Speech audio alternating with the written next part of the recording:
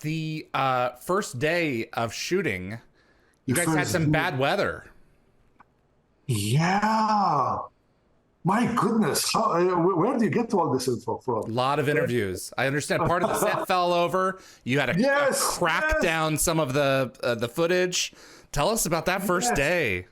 yes. Yeah, we were rained out in Vancouver. We were, I don't know what we started with, but yeah, I remember on the first day, once we finished the first day, we were about 1 week behind schedule, something like that. Wow. Because we were, it was my, yes, that's right. You're bringing back memories here that I've totally forgotten. But anyway, it's, yeah. I can't imagine the weight of something like that, because you must think like the gods are just frowning down upon you. It's like, seriously though, this is the first day of this huge production. It's already been, at this stage, I think, given 2 years, if not 4 at this point to go, and you get back and you find out there's a friggin' tear down the middle of your footage. I mean, Yes. like, how do Yes. what do you do? I guess you deal with it. And again, we are all professionals. These things happen. You go into your Winnebago, you close the door, you close the windows, you swear a lot, and then you put on a nice face, a nice smile, and you come down and you ask for a coffee. They bring it to you, and you say, "Okay, what's next?" Actually, the standing joke is that when I got on set every day, I always welcomed my AD with, "Okay, so what's the problem for the day?" because like that, whatever comes in, it's not a surprise. I go in there knowing that there's going to be a problem. You're trying to head it off at the pass. Now, being a Mediterranean bred and born, sometimes it's not always easy to keep the stiff upper lip and keep calm. Sometimes you have to let the gods know that what you think of them. Yeah, and I'm not messing around today. And you do, absolutely you do. But then at the end of the day, you meet, you say, "Okay, it's a wrap for the day, people. We'll see you at the hotel. Let's go have a drink." And that's what you do. That's what you do. You have a drink and you go into your room and you prepare for the next day. And that's what happens. I mean, of course, you've done a lot of prep before, but every day getting on set, there's always that not. I'm trying to find a better word for fear, but I remember my father, who was a scriptwriter, always used to tell me, the day you stop being afraid is the day you have to stop doing this business. Mm-hmm. Fear is a huge motivator.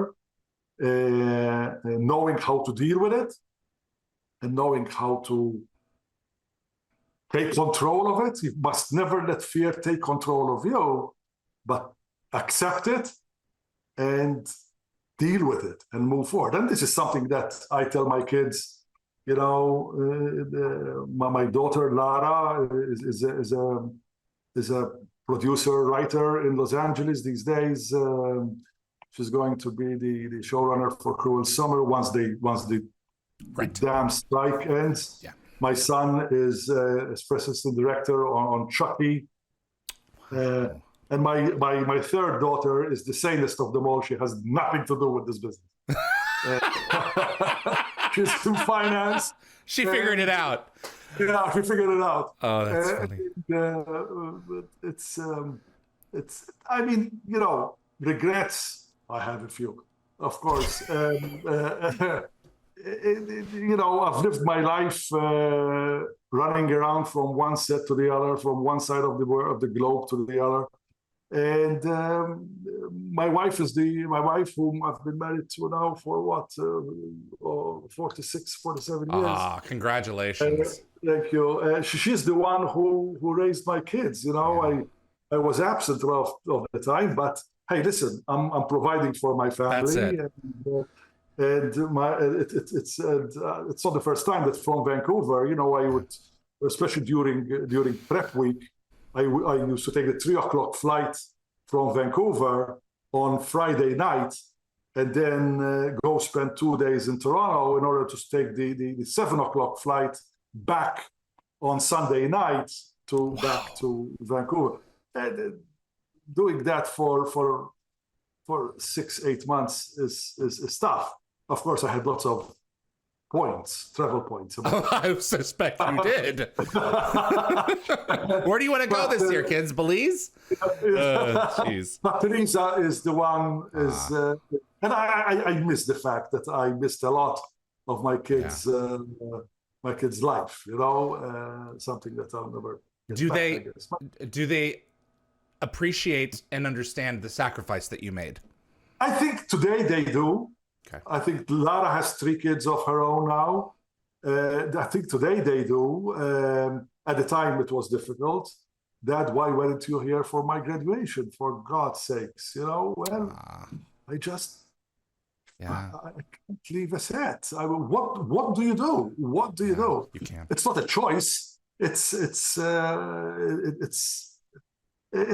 that's the life. That's the life there. I mean, if we were shooting in Toronto, that would have been different. Yeah. But when you're shooting in Vancouver, my family's in Toronto, or when I'm in Los Angeles, and or in Paris, or in Mexico, or in Tokyo, what are you going to do? How is it possible? So it was the cause of much rancor at the time. Today, I think they realize what Daddy had to go through. When you look at a show the size of Stargate, with all its complicated wheels and gears, all the machinery that goes into it, from the massive sets, the Stargate itself, which, I mean, I can't believe that they managed to create this thing and it worked every time. In 10 seasons, it never missed a glyph. Yes. When you look at it from a macro perspective, what are some of the things that you can't believe that you achieved, and what were some of the hardest elements to pull off? Imagine the visual effects were a huge deal. Visual effects, again, remember, I don't want to talk against myself here, but this is not the work of one person. Right. This is the work of hundreds of people, each in every department. Every department has its head. Every department has its subhead, and then the people who design and who create. Right. But everything starts around the table, and I, as the director, I would like to achieve this because that's what the script is asking for. But I have my suggestions. Listen, story-wise, this is not going to work because this and this and that. And then also, you know, you get 2 pages of dialogue, and again, I'm generalizing here and I'm exaggerating for effect. But you know, we can get the same effect of fear just by having the camera slowly move into the eyes of your character and being helped with music. That's going to tell so much that you don't need certain dialogue. We can let the camera tell the story. That was always a contention, a good, healthy contention between the person who sweat his blood to write those lines, and here comes this upstart director who speaks English in a funny accent and says, "Why do we need these words? Remove all, cut these words." And it's not. it's not easy to digest that. But then, you see that certain things need not be said if they're being shown. Thanks for watching this clip from Dial the Gate. You can find the full live stream shows on our YouTube channel or visit dialthegate.com for the complete schedule. See you on the other side.